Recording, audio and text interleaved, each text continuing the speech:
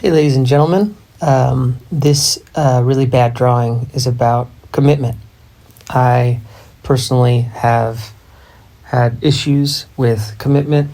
It brings up a lot of anxiety for me. And a part of my journey has been figuring out how to relate to it better, how to make it less scary, kind of identify some things that undermine commitments I could make, understand the value of committing to things, etc. So come on this journey with me if you're somebody who thinks that they could benefit from learning a bit more about commitment. So the first thing that was helpful for me to understand is that commitment is a posture. It's a way of orienting yourself toward a path. And the posture is that I'm going to act like I chose this path. And this is a different orientation than maybe what somebody who's afraid of commitment might be used to, where they, might say they commit to something or they go into something, but they go in with kind of only one foot in and 1 foot out. So this is the idea of having the intention to fully walk a path for the time that you've allocated to that path. A second understanding of commitment is that it's a decision to suspend any relitigation or continued evaluation of a decision for a set period of time. This is massive for me. I have a tendency to constantly be reevaluating or evaluating my life, my career, my relationships, etc. And I just love that word, relitigation. When you commit to something, you are essentially saying, okay, I'm going to walk this path now. And while I'm on this path, I'm not going to relitigate or evaluate whether or not this is the right path or wrong path, or, the jury is now no longer present in the court. The case is closed until a set date that I choose. How to make a commitment. This is just a couple of steps that I think are useful to kind of summarize, what is happening when you make a commitment and how you can approach making a commitment. So number one is identify a meaningful direction, right? It doesn't have to be the perfect direction. It just has to be something that you sense there's value in for you. Number two, make small, repeated investments in that direction. So for instance, I'm pursuing being a bartender. And I went to bartending school, and I'm committing to this path for 6 months.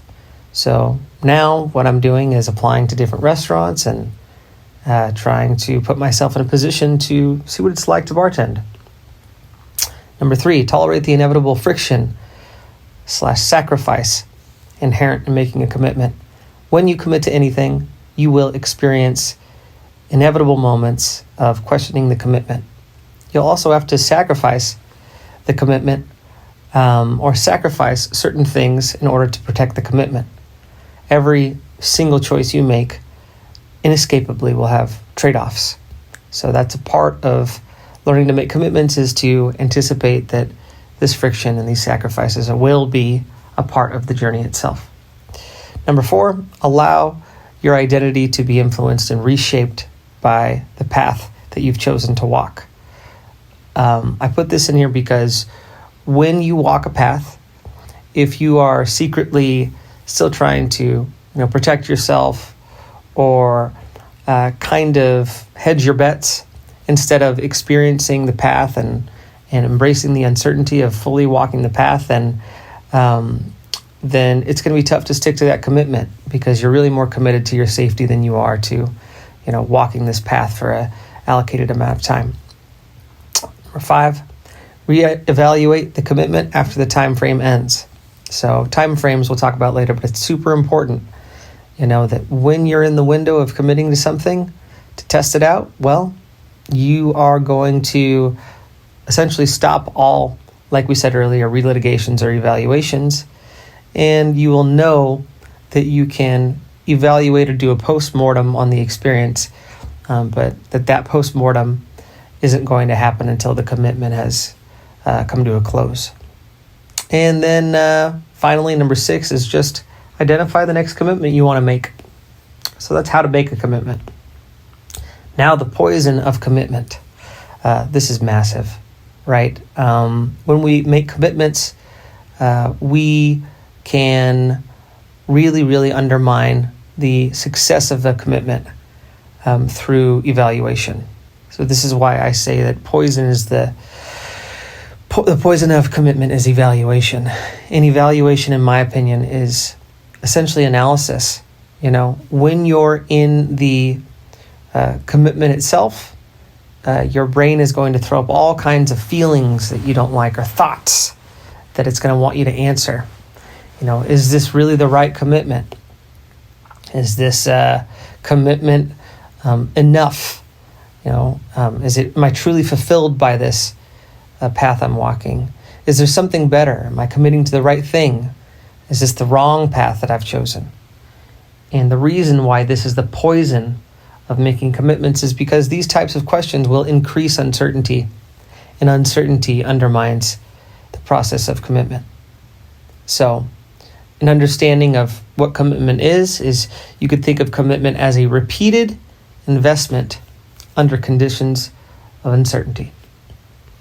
Now, beliefs that can make commitment challenging, this is from my own personal experience, but one of the beliefs that I've had in the past is that if I make a commitment, I am locking myself into a possible mistake, which makes me hesitate to want to commit to anything, because what if I'm committing to something wrong? And a reframe that has helped me a lot is, instead of thinking, well, I could be committing to a mistake, I think of it as I'm choosing the next meaningful reps or path in my life. And the reminder that I have for myself whenever I reframe that is that it's not forever, but I find this meaningful, and I believe that experience trumps analysis. So I'm choosing what I sense is the next meaningful direction in my life, nothing more, nothing less. So when you commit to something, you're going to have a lot of common feelings, universal feelings that everybody experiences.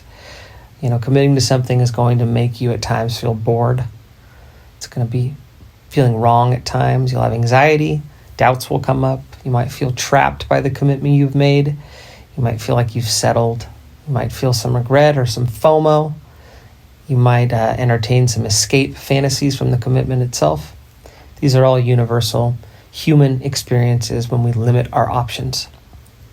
Now, people that follow through with their commitments, they understand that this is a part of the process, and they don't really get hung up on them. They feel the feelings and they move on. And people that struggle with commitments, they tend to see these feelings as kind of divine diagnostics of the rightness of their commitment, instead of just seeing it for what it is, which is brain noise. So do your best to understand that these feelings will come up.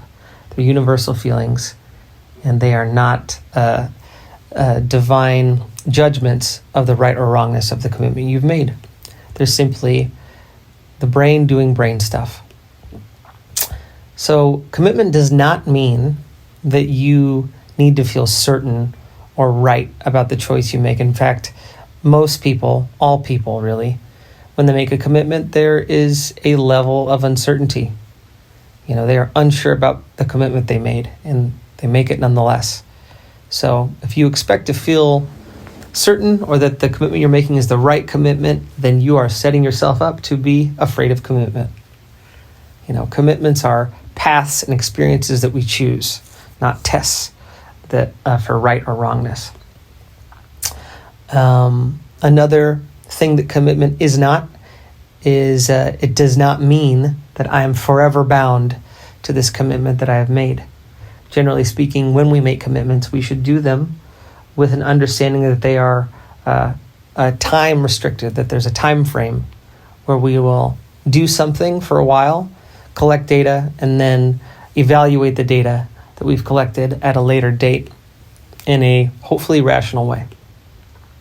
So what does commitment actually mean? Commitment actually means that I'm going to give whatever this path, relationship, career, insert, X experience, I'm going to give it a real chance. I won't bolt at the first sign of boredom or challenge.